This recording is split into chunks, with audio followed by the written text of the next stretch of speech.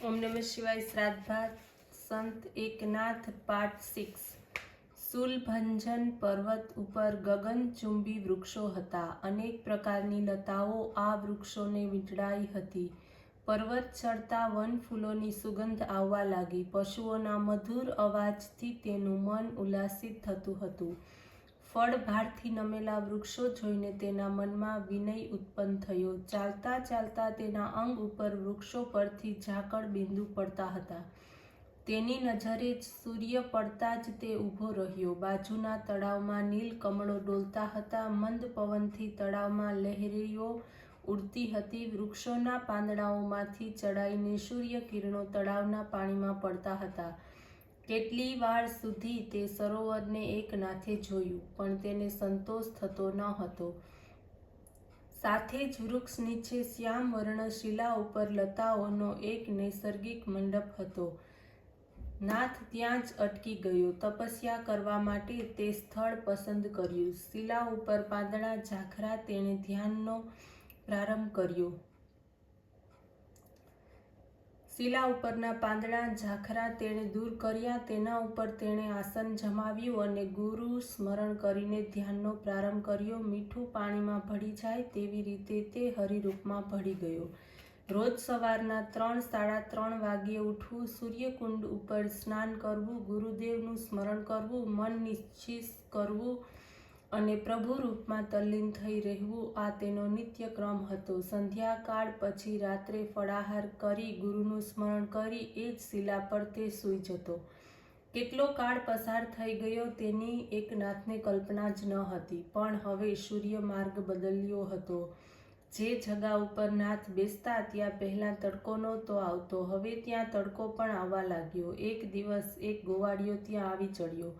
નાથની વીજળી જેવી અંગકાંતિ જોઈ તેના મનમાં આદર ઉત્પન્ન થયો. તે નાથ માટે દરરોજ એક લોટીમાં દૂધ લાવતો. ભક્તની કાળજી ભગવાનને હોય તે એનું નામ. કેટલાક દિવસ આવી રીતે ચાલ્યું. આજે તો ગોવાળિયો દરરોજ કરતા વહેલો આવ્યો. તેણે જોયું તો નાથ સમાધિસ્થ હતા. સુખમંડલ ઉપર દિવ્ય પ્રભા ચમકતી હતી. એક મોટો કાળો નાગ પોતાની ફેણની છત્રી બનાવી નાથની પછવાડે ઊભો હતો. જેમ વૃક્ષને લતા વીંટળાઈ જાય તેમ આ ફણીધર નાથના અંગોને વીંટળાઈ ગયો હતો. નાથ સમાધિસ્થ થાય ત્યારે દરરોજ છાયા કરવાને તે ફણીધરનો નિત્યક્રમ હતો. નાથને આ ઘટનાની ખબર જ ન હતી, કારણ કે સમાધિમાંથી જાગૃત થતાં તે પહેલાં જ તે ફણીધર સરકી જતો. પરંતુ આજે ગોવાળીએ રોજ કરતાં વહેલો ત્યાં આવ્યો, તેથી તેણે દ્રશ્ય જોવા મળ્યું. તે એકદમ ગભરાઈ ગયો, ભયભીત થઈ ગયો. તેણે બૂમ પાડી. તેના હાથમાંથી દૂધની તાંબડી નીચે પડી ગઈ. તેને બૂમાબૂમથી નાથની સમાધિમાં ભંગ પડ્યો. નાથના અવયવોના હલનચલનથી તે નાગ નાથના અંગોને છોડી દઈને જંગલમાં સરકી ગયો. નાથે આંખો ઉઘાડી ત્યારે ગોવાળિયાના જીવમાં જીવ આવ્યો. બનેલી ઘટના તેણે નાથને કહી ત્યારે એકનાથ ચકિત થયા, પણ તેના હૃદયને અંશમાત્ર ભય ન લાગ્યો. પ્રભુ અસંખ્ય રૂપે વિશ્વમાં વિચરે છે, તે તેનું જોઈ શકીશ. આ ગુરુવચનોની યાદ આવી અને તે હસ્યા. લાંબા સમય સુધી વિચાર તંદ્રામાં તે ડૂબેલા રહ્યા. શૂલભંજન પર્વત ઉપરનો પવન તેમના કાનમાં જે ભક્તિ ગીત કહેતો તે એકનાથ ધ્યાનપૂર્વક સાંભળતા હતા. તેમના કાનમાં ગુરુધ્વનિ ગુંજતો હતો. નાથ પ્રભુ સાથે દ્રઢાનુસંધાન એટલે જ ભક્તિ. દૂરથી સાંભળતો ઘંટ ધ્વનિ અટકી જાય તેમ તેમના કાનમાં ગુંજતો નાદ અટકી ગયો. તેમની આંખમાંથી આનંદાશ્રુ ટપકી પડ્યા. આંસુ આવ્યા તે ભીતિના ન હતા, પણ આનંદના હતા. પ્રભુ ભક્તિ સામે તે નતમસ્તક થયા. ગુરુના શબ્દો તેમને યાદ આવ્યા. નાથ, અઘટિત ઘટના બને ત્યારે પાછો આવજે. ગુરુ સ્મરણ કરતા કરતા તે દેવગીરીને રસ્તે પડ્યા. એકનાથ ગયા તે રસ્તા ઉપરની ધૂળ તે ગોવાળિયાએ ઉપાડી અને પ્રસાદ તરીકે એક ચિત્રામાં બાંધી લીધી. એકનાથ દેવગીરી પર આવ્યા ત્યારે ગુરુદેવે પૂજામાં બેઠેલા હતા. આજે સવારથી તેમણે અકારણ આનંદ થયો હતો અને શુભ શુકન થયા હતા. નાથ પાછો આવવાનો હતો, તેથી શુભ શુકન થતા હતા કે શું? અપૂર્વ ઘટના બની તેની ગુરુની આજ્ઞા મુજબ નાથ પાછા ફર્યા હતા. ગુરુદેવે કહ્યું, આવ્યો નાથ? જી હા સ્વામીજી, આપે જ કહ્યું હતું કે અપૂર્વ પ્રસંગ બને એટલે પાછો ફરજે. તે આદેશ પ્રમાણે પાછો આવ્યો. કયા સ્વરૂપે પ્રભુએ તને દર્શન આપ્યા? સાશ્રુ નયને નાથે બધી હકીકત કહી એટલે સ્વામીએ કહ્યું, એકનાથ, આજે તું પરિપૂર્ણ થયો. આ બધી આપની જ કૃપા છે ગુરુદેવ. મારી કૃપા શેની? તારો કૂદકો જ બહુ મોટો નાથ. તારામાંથી ભેદભાવ ઓગળી ગયો, તેથી જ તે ક્રૂર પ્રાણી પોતાની ક્રૂરતા ભૂલી ગયું. બધો જ ભય પરકી પરાયણમાં છે. તે પોતાનામાં વિશ્વને જુએ છે, તે પોતે જ વિશ્વમાં સમાયેલો રહે છે. બેટા, તને લાગે છે તેટલી સહેલી આ વાત નથી. તમારો કૃપા પ્રસાદ મળ્યા પછી જગતમાં કઈ વાત અશક્ય રહે? તું સાંભળવાનો નથી. તને કહેવા લાગુ કે બધી જ મોટાઈ મને આપીને તું છૂટી જાય છે, પણ તારા પિતામહના પુણ્ય તારી પછવાડે ઊભા છે. તેથી જ આ અસાધ્ય વાત તને ત્વરાથી અને સહેલાઈથી મળી ગઈ. તને પ્રભુ દર્શન થયા, તારી તપસ્યા સફળ થઈ અને વિશ્વ પ્રેમનો અનુભવ તને થયો. હવે થોડા વિશ્વ સંસાર પ્રવાસ કર, પુણ્ય તીર્થોમાં સ્નાન કર, તે પવિત્ર સ્થળો એક વખત નજરે જો અને તેની પછવાડેનો ભાવ જાણી લે.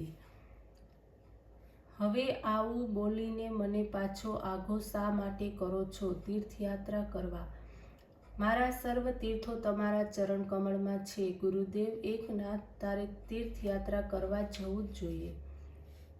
તમને છોડીને મારાથી જીવાશે નહીં. હું પણ તારી સાથે આવવાનો છું. તીર્થયાત્રા થશે તો હું તેને મહાન અમૃત યોગ જ સમજીશ. બીજે દિવસે જનાર્દન સ્વામીએ તીર્થયાત્રા શરૂ કરી. તેમની સાથે એકનાથ ચાલતા હતા. સૂર્યની સાથે જાણે તેની પ્રભા ચાલતી હતી.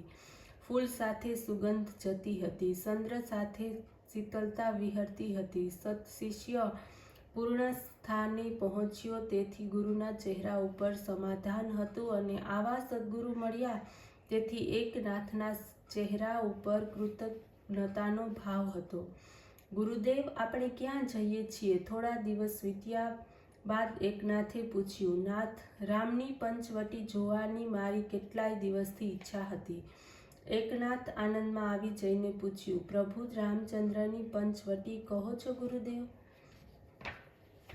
હા, તે જ પંચવટી એકનાથ. શું કહો છો ગુરુદેવ? પૈઠણ પાસે ગોદાવરી માતા છે ને? હા ગુરુદેવ, તે જ ગોદાવરી નાસિકમાં પણ દોડતી આવે છે. ગોદાવરીનો ઘાટ અતિ રમ્ય છે નહીં? વાહ, એ કંઈ કહેવાની વાત છે. ગોદાવરીને યાદ કરતા મારી આંખ સામે તે ગોપુરો પણ દેખાય છે. બીજું, આપણે દરરોજ જ્ઞાનેશ્વરી વાંચીએ છીએ ને? હા, તેનું શું છે? તે જ્ઞાનદેવના ભાઈ અહીં ત્રયંબકમાં જ રહે છે. હજી છે ગાંડો? નહીં તો આવું જ જ્ઞાન લીધું તે? ક્ષમા કરો, મારી કંઈ ભૂલ થઈ કે? અરે, એક વખત નિવૃત્તિનાથથી સમાધિ તો જો, તને લાગશે કે નિવૃત્તિનાથ હજી પણ છે. આવી રીતે પ્રેમથી વાતો કરતા કરતા બંને જણ ગોદાવરીના તીરે નાસિક આવ્યા. ગોદાવરીના મનોરમ્ય ઘાટ, ભવ્ય દેવાલયો અને બ્રહ્મ કર્મમાં મગ્ન વિપ્ર સમુદાયને જોઈને તેને સંતોષ થયો. એક ઘાટ ઉપર મુકામ કરી બંને જણાએ નિત્યકર્મ કર્યું. પરવાર્યા એટલે જનાર્દન સ્વામીએ કહ્યું, એકનાથ, આજે તું અહીં ભાગવત સંભળાવજે. કોણ? હું? પણ ગુરુદેવ, હું શું ભાષ્ય કરીશ? કેમ? તું જ કહેતો હતો કે પ્રભુ કૃપા થયા પછી કોઈને વાત કઠણ રહેતી નથી.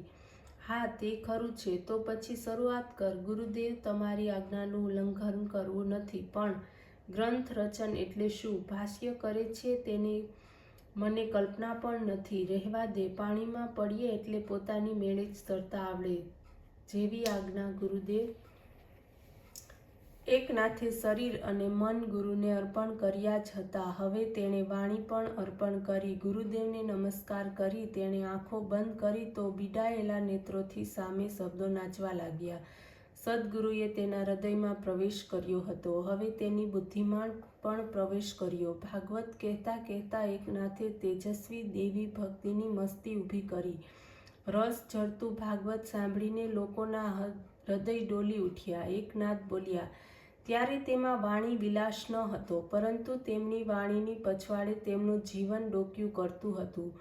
જનાર્દન સ્વામી એમની રસાળ વાણીનું પાન કરતા આનંદથી ડોલી ઉઠ્યા. દેવગીરીએ છોડીએ ઘણા દિવસ થઈ ગયા હતા. જનાર્દન સ્વામીએ એકનાથને ભાગવત ઉપર લખાણ લખવાનો આદેશ આપ્યો હતો. હવે સ્વામીને સ્વકાર્ય માટે દેવગીરી જવું પડતું હતું. એકનાથને તેમણે તીર્થયાત્રાની રૂપરેખા દોરી આપી અને જવાની તૈયારી કરી. ત્યારે બંનેમાંથી કોઈના મોઢામાંથી શબ્દ બહાર આવે નહીં. છેવટે ગુરુદેવે કહ્યું, નાથ, હવે હું જાઉં છું. એકનાથના બોલવાની શક્તિ ન હતી. ગુરુ સહવાસ છોડીને જવાની તેની ઈચ્છા ન હતી, પરંતુ ગુરુદેવને તે માન્ય ન હતું. કમળનું ફૂલ ખીલે તો તેની સૌરભ છુપી રહે.